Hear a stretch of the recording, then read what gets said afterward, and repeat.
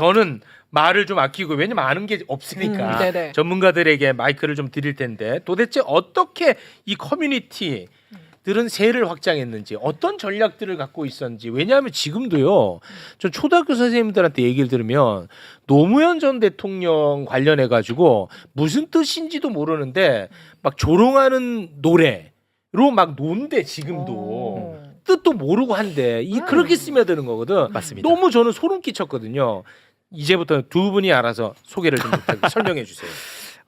일단 저부터 간단히 네. 말씀을 드리면 이게 노무현 대통령 서거 이후에 서거를 계기로 이명박 정부에서 심리전이라는 걸 벌입니다. 일단 심리전이라는 걸 제가 왜 관심 갖게 됐냐면 네. 제가 물론 실패하긴 했지만 스타크래프트 프로게이머 출신이거든요. 오. 임요한을 꿈꿨지만 임요한의 우와. 제물로 끝났습니다. 우와. 네네. 네, 그랬는데 어. 그 심리전이라는 게 한마디로 상대 멘탈 긁는 거예요. 그래서 이거를 원래 제가 10대 20대 시절에 키보드 워리어 생활하면서 네. 심리전이 중요하다. 그래서 남들은 연습할 때 저는 이제 그쪽으로 빠진 거죠. 그래서 망했는데 근데 그러다 보니까 그 10대 20대 시절에 한창 저도 키보드 워리어 하면서 키보드가 900타나 나왔어요. 우와. 그 정도로 되게 열정적으로 싸우고 다녔는데 네. 그게 지금 나이 40, 50 먹고 이준석과 한동훈이 정치판에서 그런 제 10대 시절의 모습을 보이더라고요. 그래서 이건 냅두면 안 된다. 와. 그 문제의식을 갖고 이걸 그럼 정확하게 타격을 해야 되잖아요. 그렇죠. 그래서 앞에 제가 전쟁이라는 말씀을 드렸는데 네. 왜 전쟁이라고 말씀드리는지 좀 하나 자료를 보면서 말씀드릴게요. 네네네. 일단 1번 자료를 보시면 앞에 말씀 주셨듯이 노무현 대통령 서거 이후에 어떤 공작이 있었냐면 여기서 국정원이 나옵니다. 그래서 모욕주기 3단계라고 심리학자들까지 동원을 해요. 그래서 방법은 간단합니다. 권위를 훼손시킨다. 주위 사람 떠나게 만든다. 고립시킨다. 이게 이제 최욱 진행자님으로 만약에 대입을 해보면 네네. 막 공격을 해서 권위가 훼손되면 막 잘 나오고 원래 막 연락하던 분들이 갑자기 연락이 막 끊기고 그럴 수 있어요. 그죠? 맞아요. 그럼 갑자기 고립이 되는 거예요.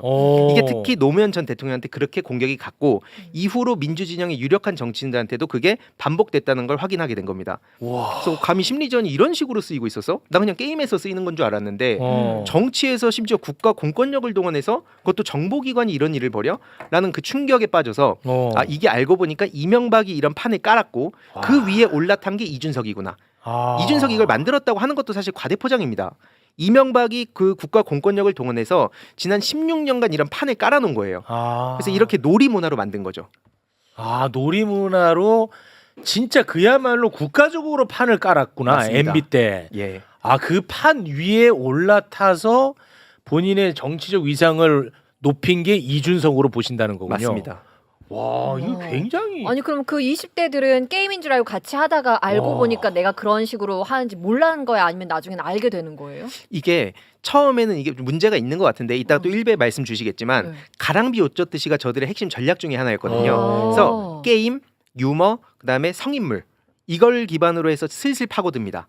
그래서 그 안에다가 혐오를 녹여내면서 와. 그러면서 가랑비 옷젓듯이 계속 이런 거를 여기저기 퍼뜨리죠. 그래서 이게 사실 오늘 시간상 다 말씀드리기는 어렵지만 네네. 그 지점에서 지금 민주 진영에서도 철학적으로 고민할 지점이 좀 있다라는 말씀을 일단 드리고 싶고 네. 핵심은 니네들도 맨날 그러지 않냐 막 조롱하고 그러지 않냐 하는데 다시 말씀드리지만 노무현 대통령 서거하신 지 16년이 됐는데 네. 아직까지도 이게 왜 돌아다닐까? 네네. 이거는 결국엔 국가 공권력을 동원해서 인위적으로 만들었기 때문입니다. 그리고 그 원세훈이 전 대표적으로 그 멤버 중에 하나인데 윤석열 정부 딱 들어섰을 때 그 사람을 바로 또 풀어주더라고요.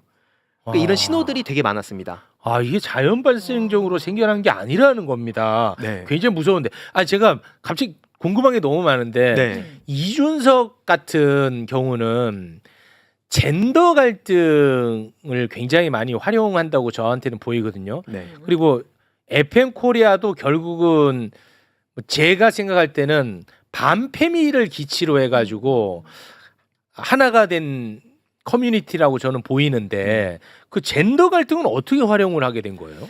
일단 이것도 역사가 굉장히 깊은데 깊어요. 보통 오. 국힘당 측 패널들 저도 방송 보다 보면 문재인 정부 때 갈라치기 시작했다. 젠더 갈등을 유발했다. 이런 식으로 상대가 얘기하더라고요. 그래서 제가 오늘 이 내용은 좀 전해드려야겠다 싶어서 자료도 준비한 게 있거든요. 네네네. 세 번째 자료를 한번 띄워주시면 이게 2008년 8월 14일 지금은 신남성연대 배인규가 유명하지만 네. 그 전에 남성연대 성재기라는 사람이 있었습니다. 네네. 그래서 과거에 저도 성재기 막 콘텐츠들이 막 떠가지고 네. 그걸 보면서 저도 페미니즘에 대해서 굉장한 반감을 가지고 있었고 네. 그리고 김관진 안보 관련해서 막 음. 북한에 막 사이다 발언하고 그런 거 보면서 또 반북 그 생각이 강했거든요. 근데 이 내용을 보시면 핵심이 뭐냐면 페미니즘을 때리면 결국 좌파도 타격받게 돼 있다. 그래서 한마디로 이명박 정부니까 이념을 논쟁을 하게 되면 출혈이 크니까 페미니즘을 공격해라. 그러면은 결국 좌파가 이렇게 분열되면서 밑에 보시다시피 가랑비 옷 젖게 만들면 된다. 이게 단순히 성재기라는 남성연대 그 사람 한 명을 놓고 지금 얘기하는 게 아니고 저런 식으로 굉장히 막 공격조 수비조 나눠서 치밀하게 거의 군사작전 치르듯이 움직였다는 것도 자료를 제가 굉장히 많이 갖고 있습니다. 그러니까 야 이거 진짜 흥미롭다. 이 뭐냐면 네. MB는 누가 봐도 이상한 애니까 네. 예를 들어 좌파랑 싸우는데 MB를 옹호하면서 싸우면 우리가 출혈이 너무 크다 이거야. 네. MB는 너무 못난 사람이니까. 그러니까 페미를 공격해라.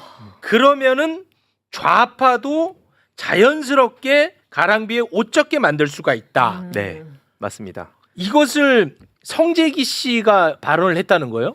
이게 네 맞습니다. 그 공지에 딱 저렇게 올라온 거고 와. 저거 말고도 공격조 수비조 굉장히 내용이 디테일한데 와. 나중에 혹시 시간이 되면 그것도 좀 전해드리면 굉장히 충격적일 겁니다. 치고 와. 빠지기 그때 당시에 또 유명한 그런 사람들하고 같이 이름 올리기 등등 전략 전술을 굉장히 치밀하게 짰고요.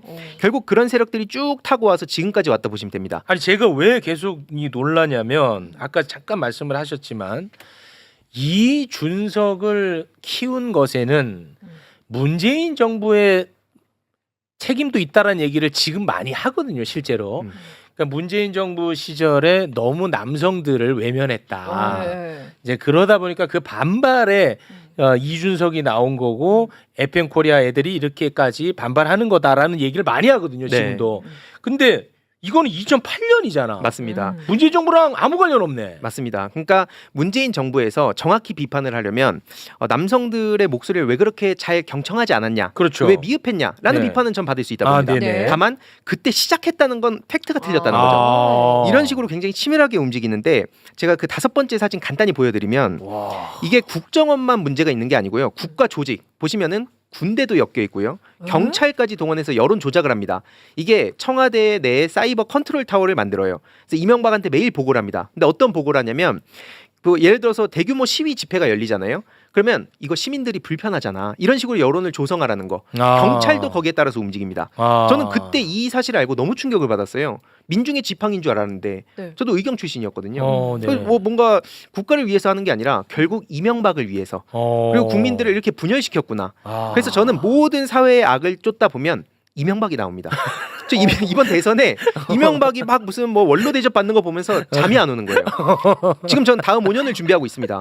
성공한 정부를 만들어야 네. 이 문제의 뿌리를 뽑을 수 있다. 네, 이들이 이 뿌려놓은 씨앗은 이재명 정부 5년 안에 절대 다 거둘 수 없습니다. 왜냐하면 일본 극우까지도 연결이 돼 있어요. 실제로. 심각합니다. 와 진짜 진짜 전문가네. 대단하시네. 네. 우리 일베 박멸 전문가 박태훈님 네네. 혹시 뭐 말씀 중에 혹시 첨언하고 싶었던 거 있나요? 정말 많은데 일베나 그 노무현 대통령에 대한 모욕 주기가 사실 국정원이 심리학자들을 동원해서 만든 거예요. 와. 이게 노무현 대통령을 코알라랑 합성하거나 네. 아니면 노무현 대통령의 음성을 합성해가지고 이제 노래를 만들거나 사실 그 노래를 만든 게 우리 10대 청소년들에게 정말 재밌는 컨텐츠로 지금 이 순간에도 유포되고 있어요. 맞아요. 그래서 이런 것들이 그냥 단순히 뭔가 댓글 하나 쓰고 이러는 게 아니라 네. 그냥 음악에서부터 모든 재미있는 요소들로 만들어지고 있다는 게 끔찍한 점이고 와. 사실 이게 현대적으로 와서는 리박스쿨 네네. 같은 거죠. 리박스쿨이 알려진 것처럼 그 많은 댓글 부대 중에 가장 작은 거라고 하잖아요. 네. 사실 이게 뿌리가 깊고 얼마나 다양하게 퍼져 있었겠습니까? 지난 수십 년 동안. 그래서 이거를 우리가 이재명 정부 때 하나하나 다 찾아서 뿌리 뽑아내야 됩니다. 야 이게 그 전문가의 손을 탄 것이라 그런지 야 이게 미치는 해악이 어마어마하네. 예. 진짜 지금도 초등학생들이 뜻도 모르고 네. 막 그런 노래 불러서 선생님들이 경악한데 네. 그래서 물어본데 너 이거 뭔지는 알고 이렇게 부르고 다니냐? 아예 몰라. 거기에 이런 오락적인 요소를 전문가가 심어놨다는 거야. 와 이거 너무 소름 돋는데. 그러니까요. 와. 이게 음모론처럼 보일 수 있는데 두 번째 사진을 좀 보여드리면 이게 실제로 5월 23일마다 커뮤니티 대문을 뒤집는 게 또 있습니다. 중력절이라고 네. 저들이 조롱을 해요. 근데 항상 그러면은 이제 뭐 일베, DC, fem코 뭐 이들은 뭐라고 표현을 하냐면 정치인에 대한 풍자와 해악이다. 왜 이런 걸 검열을 하려고 하냐? 이런 식으로 얘기를 합니다. 근데 중요한 건 제가 뭐 사진은 너무 좀 노골적이라서 준비 안 했지만 예를 들어서 12구 참사 유가족분들 네. 이분들에 대해서도 깔려서 돌아가시니까 이걸 호떡에 비유합니다.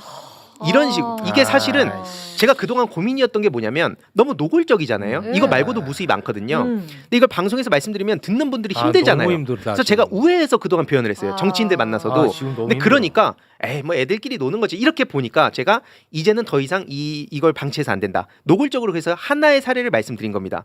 아니 노무현 전 대통령에 대해서 풍자와 해악이면 왜 12구 참사 유족들이나 세월호 참사 유족들 그리고 그 돌아가신 분들에 대해서 그런 식으로 조롱하냐. 이걸 물어보면 누구도 여태까지 답을 한 사람들이 없습니다. 너무 잔인한데요. 그래가지고 사실 이 일베라는 거를 지금까지 한 3번 정도 폐쇄 운동이 있었고 제가 이제 4번째 레이스를 이어가는 건데 이제는 폐쇄를 시켜야 되는 거예요. 세 번의 시도가 있었는데 그게 잘 안 됐어요. 다 이제 표현의 자유, 표현의 자유에. 커뮤니티가 애초에 설립 목적 자체가 불법이어야 되고 그 안에서 뭐 성인 음란물이 유포된다거나 아니면 뭐 도박이 이루어진다거나 이런 게 아니면 그 안에서 있는 일부 표현은 신고해 주셔라. 신고하면 그거 삭제하겠다. 이런 식으로 나오면서 폐쇄까지 안 된 거거든요. 네. 근데 그렇게 일베 하나가 남아 있으니까 다른 모든 커뮤니티에서 일베에서 했었던 거를 여기서 해도 되던데 하면서 다른 데 가서 또 하는 거예요. 다른 데 가서 또 하고. 나는 이렇게 우리끼리 이렇게 즐거운데 왜 네. 이거 가지고 뭐라 그래야 돼? 너 선비냐? 이런 식으로 가져오는 거죠. 그러면 지금 부대변인님은 이거 다시 또 운동을 시작하셨는데 이거는 어떤 방식으로 한다는 거예요, 그러면? 일단 이 일베 폐쇄 관련해서는 방통위가 사실 결심만 하면 할 수 있어요. 그래가지고 이 부분 관련해서는 여론이 중요하다는 거군요. 그러면. 여론이 중요하고 정책 위반자들의 의지가 중요한 거죠. 그럼 여론이 따라야 또 의지가 생기겠죠. 네. 그래서 그것 때문에 서명을 열심히 그래서 그렇게 하시는 모아서 거구나. 11만 명까지 지금 모았습니다. 이거를 폐쇄하려는 시도는 많이 있었는데 그럴 때마다 이게 여론 형성이 안 되다 보니까 표현의 자유라는 것에 다 막혀왔다. 그래서 지금은 이제 여론 형성이 굉장히 중요하다라는 말씀입니다.